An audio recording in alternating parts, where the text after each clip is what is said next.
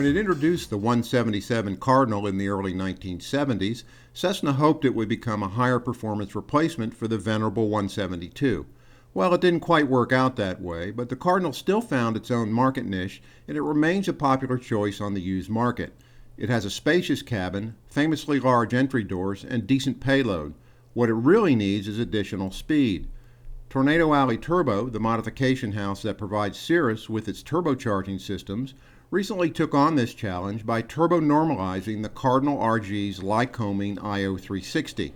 This project is actually a redo of a previous STC developed by Flightcraft during the 1990s. Here's TAT's George Brawley.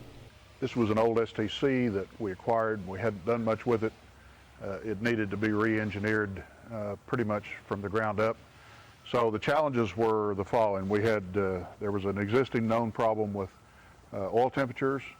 It did not have an intercooler, and it had an early design, less efficient supercharger in the system. And we needed to fix all of those in order to make this into the kind of airplane that I knew it really could be and that it's really turned into. So we put a new oil cooler arrangement.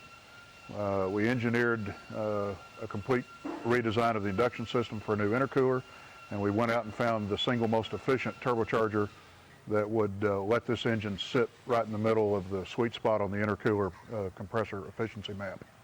As with other projects like this, success lies in getting the details right, and that always involves tricky trade-offs between keeping what works and replacing what doesn't. When we examined the turbo-normalized Cardinal's engine compartment, we noticed a number of significant engineering revisions. Anytime you start in to work on an already existing airplane design, you got to live with the constraints of the cowl and the existing engine, and if you start trying to re-engineer too much of that, it turns into a monster. You can't do that, so you got to work with what you got. There was a reasonable amount of space. It's not generous, but compared to Mooney, it's generous in this airplane. We found a good place for the intercooler on the other side over here, and then we actually pulled an oil cooler from the larger Lycoming engine, the IO540 Lycoming, and found a good home for it. We pulled the air supply for the oil cooler from right here in front of the right rear cylinder, and we match this and balance it. We pull the same amount of air from the other side that goes to the intercooler from behind the left rear cylinder. And then we went in and fixed the cooling on all the cylinders to keep it cool. We did a bunch of changes to the baffling system using what we've learned around here for the last 15 years to make that workable. While cooler oil and cylinder head temperatures are a good thing, what any turbocharged airplane is really all about is speed.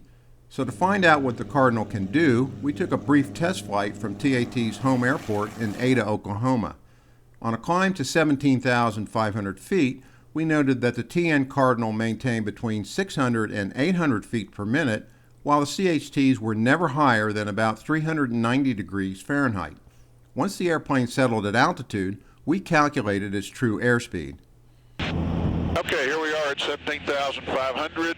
We're lean of peak, 29.5 inches, 2,500, 10.8 gallons. Hottest CHT is 390 something and dropping. We got a true airspeed of 177 knots and a Cessna 177 RG. Tornado Alley was finishing up certification details when we visited Ada in early spring of 2009. The Cardinal TN system is expected to be available for installation in early 2009 at a price of about $40,000.